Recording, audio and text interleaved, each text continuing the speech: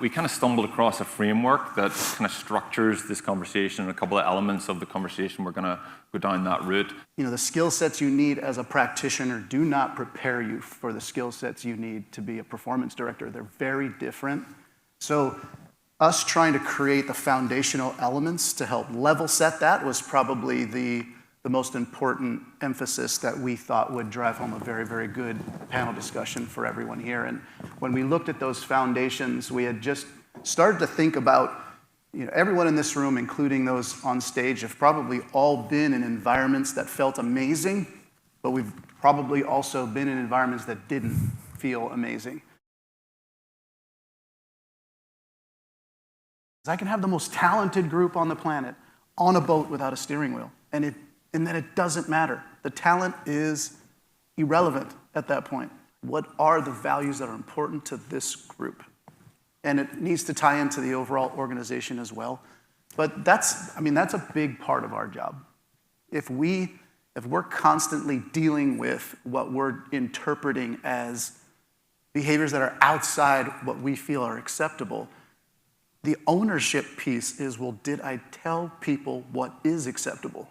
Like, this is where the gap exists in the movement from practitioner to performance manager, performance director. The responsibilities and the things that I needed to start thinking about were completely different. Talent's a non-negotiable. That's what's going to get you in the door.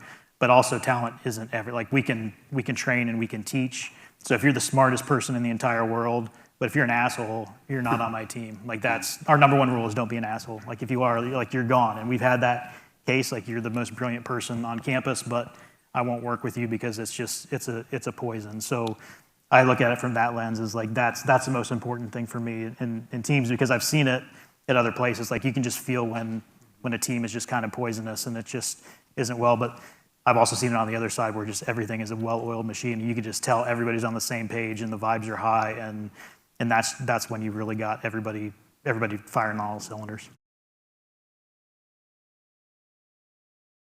I thought empowerment was the same as being, giving people autonomy, and giving people time to, like, that's part of, like, self-determination theory, and I was all over that, and I'm going to make this the best run team, and everyone's going to be so happy with themselves, and they were miserable because I was giving them choices, and I was not setting up for success at all, and I see that everywhere, and it's a toxic, horrible piece of our world, where people let people fail and they just give them enough rope to fail, rather than empower people. Empowering people means you got to support them, you got to coach them, you got to set them up for success. And it takes time, it takes effort, it takes consideration, it takes that sort of upstream, downstream effects of what those impacts. And, like, put a guardrails around and create a framework so that they can actually do that. And that's certainly something which I've screwed up massively over the time. Pretty much everywhere I go, I screw something up. But it's actually been something which I've really enjoyed, the intellectual gymnastics to get through that, and, like, to really, and it's ripped me apart from an ego point of view. It's been in pretty dark spaces with it, but it's actually, I really think that's such a fun piece of what we need to do. Talk about empowerment. I think standards are the standards, and I think there's always, at a minimum, there's a team of one. So you're always responsible for yourself, and teaching everybody that, you are responsible for having a certain set of standards, and having, always knowing what the main thing is. And that's why I try to, I'm lucky enough to work across all these different domains, and everybody on my team, I want to give them as many opportunities as I can to work face-to-face with the people that we work with, like, actually talk to service members, talk to athletes, talk to coaches, so they can understand who they're actually working for and who they're working with, so they can, it's not just numbers, and it's not just research, and not just projects, but, like, we're trying to help human beings, help individuals, so they can take ownership. Especially on the military side, there's nothing more critical we can be doing than helping our service members, and take pride in that. The way I look at it, and my litmus test is always, if someone asks me a question, it's almost like it's a little bit of a failure. I should have been able to proactively communicate that beforehand.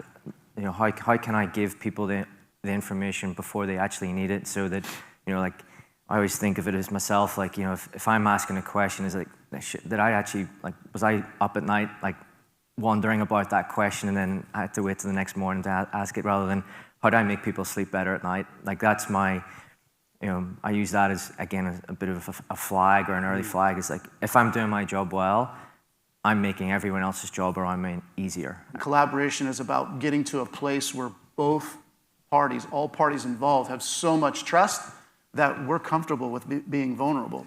I do think there is a lot of value in bringing people together, because now the sharing went in the opposite direction.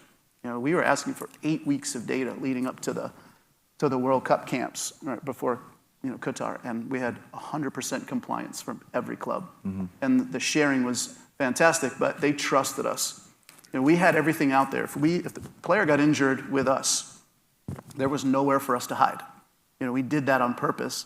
And what I told everybody was, well, then we just better not make very many mistakes, And that's really the way we approached it. But now all of a sudden clubs are, a little bit more willing to let a player that was on the fringe of injury come to our camp. They knew we would take care of them. They knew they'd be able to follow what the player was doing from one week to the next. And so that was really the start of that collaborative foundation, is really establishing real trust, not lip service, but then following it up with actions that showed individuals, hey, I can trust these people. If I felt like noise was getting a little bit too loud, I immediately, again, from this extreme ownership perspective, said, how have I let this get a little bit too loose as it relates to the way in which we create constructive conversations together? Like, that's a very, very important part of this. And I saw you shaking your head. Yes, that's the thing about the role of managing departments like this, is in the end, there isn't many circumstances that aren't your fault when you really drill it down. So for a noise thing, from my perspective, is we're getting away from who we are, and it is my job to make sure that it's clear. Clarity, you said clarity earlier, and clarity is really, really important. If you want to eliminate noise, then your job is to create the clarity so that people know exactly what's acceptable and what isn't. The most detrimental behaviors that will torpedo our culture are not the moments, not the attaboy moments. They're the threats. The behaviors you don't want are far more powerful than the behaviors you do want in terms of influencing the direction of your group. The difficult conversations are not about winning or losing. Right? When you go into that conversation about seeking to understand, that's the only goal of a difficult conversation, is just to seek to understand.